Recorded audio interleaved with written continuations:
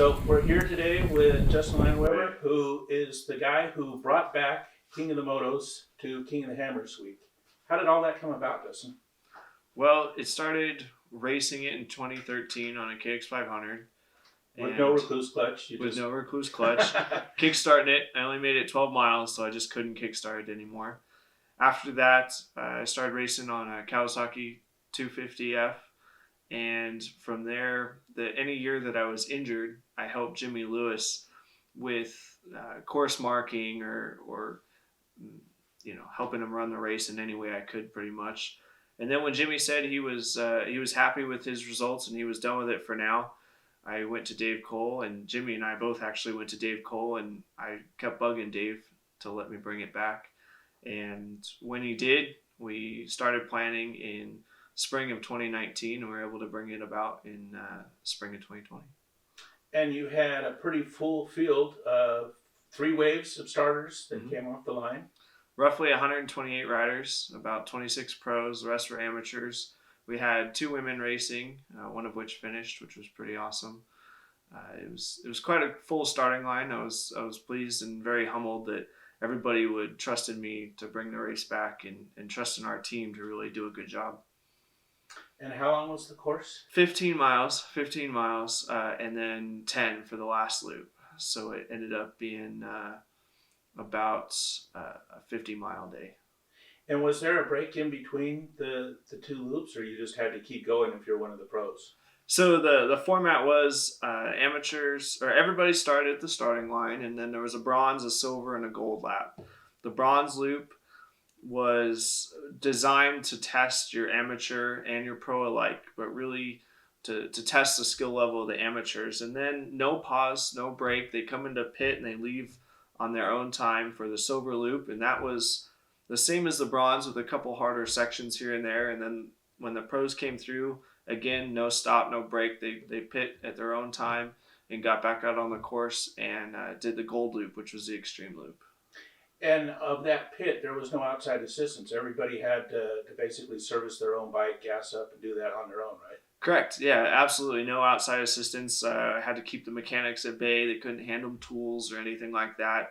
They were allowed to set up the table before the race started, and then the pro had to do, or amateur racer period, had to do all of his changing tires, any clutch work, anything that they had to fix during the race. So we got almost a 6 days vibe going along with a Red Bull Romaniacs combo here. Bringing all of it to America, trying, yeah, definitely. Going to come back next year? We're definitely hoping. We're talking about it right now. We're looking at the scheduling and when we can fit it in. And again, we want to bring it back bigger and better, of course, than even this year. So.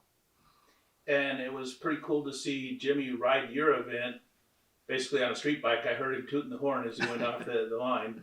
Yeah, Jimmy stayed back, watched the carnage for a minute, got to enjoy the carnage of the start, and then tooted his way up the start. And I believe he finished the whole bronze loop.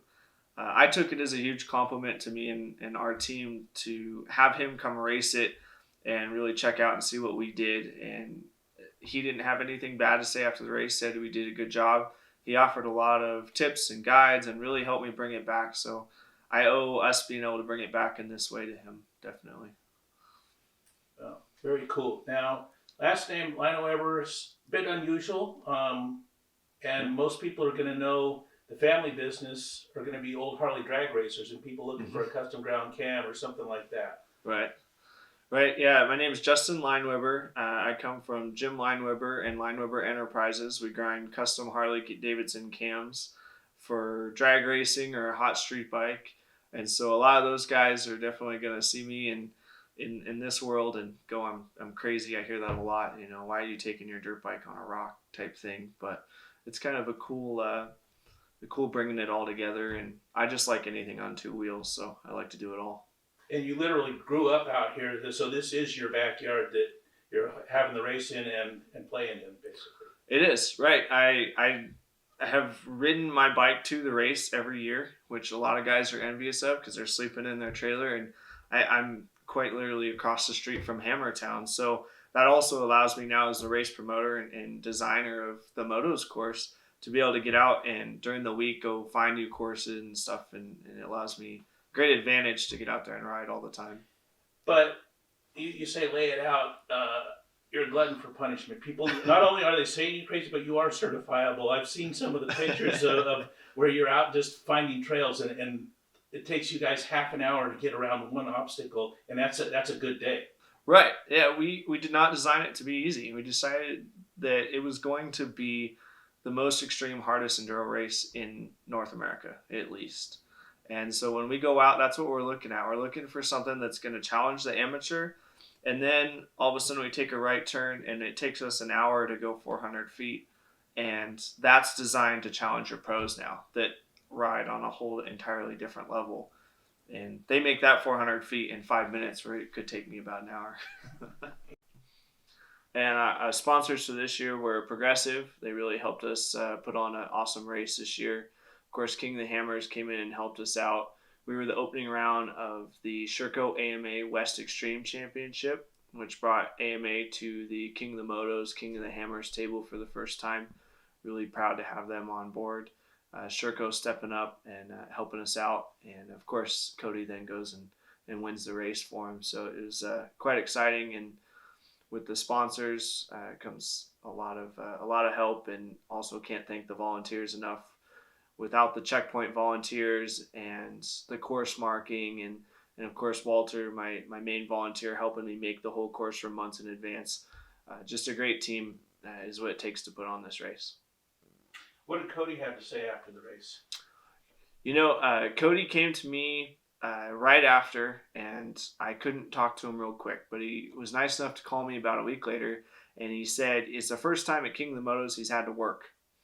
There is a crack in the back of the main mountain that we found, and it is 2 handlebars wide and a couple waterfalls in it, and he said he had to move rocks. So that means it was pretty difficult. And Manny Lettenbercher from Europe, of course, was here racing, and he was even impressed on a couple of the real hard downhills in the Gold Loop. So they were excited for it. Cody had a blast coming back from his knee surgery, and he's looking forward to another one.